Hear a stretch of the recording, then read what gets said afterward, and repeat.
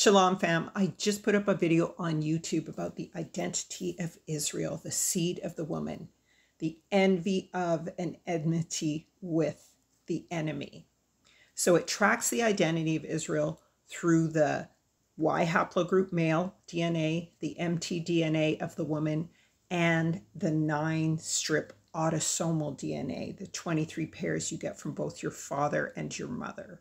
The word, science, and geography are key to understanding who the seed of the promise are in this two-part video about the identity of Israel. We start with Adam's aDNA and Eve's DNA, which is ironically found in what is called so-called Israel today and is tied to the L mitochondrial chromosome of the seed of the women of Israel. Next, I use the lakish relief of so-called Israel to physically identify the male seed of Israel. And I contrast that with skull shapes as well as the information given to us about the Yehudi kings of Spain and what they were called, which perfectly ties in with the diaspora. And this, of course, is then linked to the mitochondrial female DNA, and I track the E1B1A alongside the L mitochondrial DNA to check out the relationship and confirm the identity. You can witness Yahuwah's miraculous preservation of the mtDNA of the woman, the only DNA that can actually be altered, and yet it remains unaltered because Yahuwah loves the daughters of Jerusalem, and this is who the Savior chose to come through. Learn about the seed of the woman and that Sarah's name actually means seed.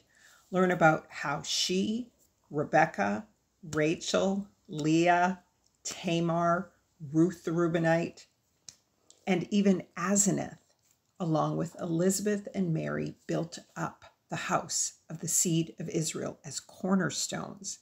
And we're going to pose the question as to why this might be the real reason why there is so much envy, hostility, and hatred towards the daughters of Israel, even from their own men, our own men. The men of Israel are the most gifted and beautiful men in the world, the most intelligent, indeed the sons and very image of Yah.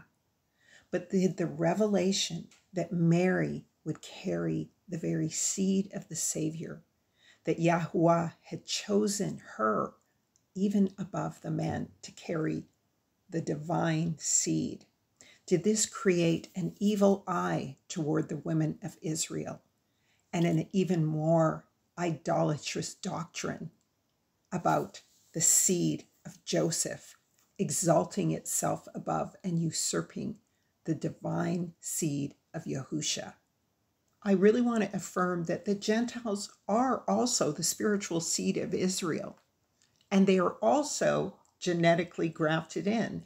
And we will see that among those who were genetically grafted in when we look at the autosomal DNA, that 9-strip DNA that sets Israel apart above all others. Yes, Gentiles, you are also the seed of Yahsharel, according to the word, the spiritual seed, but Israel is still set apart. You can also watch my video on House of Prayer for All Nations, as well as read my blog on this topic. But yes, Israel is both the seed of Israel to the Yehudi first, and then the Gentiles, who are a spiritual seed, and then there's a genetically grafted in seed between the two. So don't let anybody tell you that you are not also the spiritual seed of Israel. But what it's all about is order. Yah said he would yet save Jacob, that he chose Israel above all other people on the earth. And Israel is my firstborn son. And the promise of the firstborn son is that he gets a double blessing. So Israel gets to rule in the kingdom for 1,000 years for a second time. And it's really just all about order, because Yah will take the genetic / spiritual seed of Israel and take them for Levites. But the Gentiles will also be priests in that kingdom. They just won't be the Levites. I'm actually a daughter of the tribe of Levi, as a daughter of Zelophehad. Yahuwah stretched forth his hand, touched and put his words in my mouth, and set me over nations and kingdoms to root out, to pull down, to destroy, and to throw down, to build and plant the rod of the almond tree. And that rod of the almond tree is the 144,001 remnant of the genetic seed of Israel, who is spiritually in Yahushua HaMashiach. These are they who have been robbed of their heritage by other nations. And Yah says he will yet choose Israel. And so it's a matter of distinguishing between the Yehudi first and then the Gentile, the rod of the almond tree.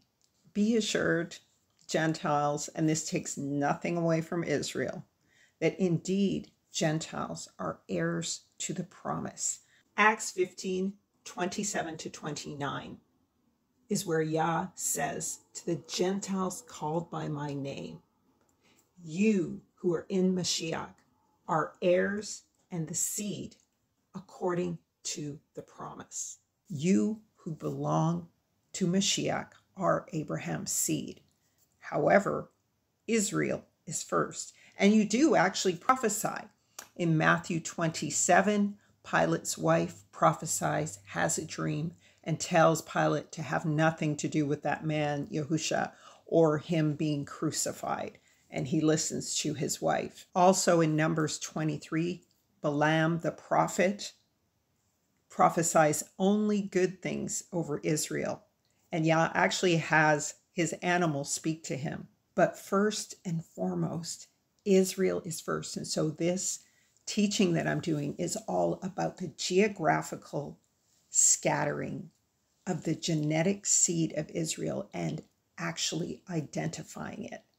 Because this is the true seed of the promise, who will rule in the 1,000-year reign as priests of Levi, as the budding almond rod, as the sign and ensign to all nations, making intercession for them, a kingdom of priests. So watch Israel's identity, the seed of the woman, envy and enmity of the enemy, defining the seed of Israel, on YouTube, Into All Truth. And read the follow-up articles on the Gentiles on intoalltruth.net's blog about the house of prayer for all nations. Shalom.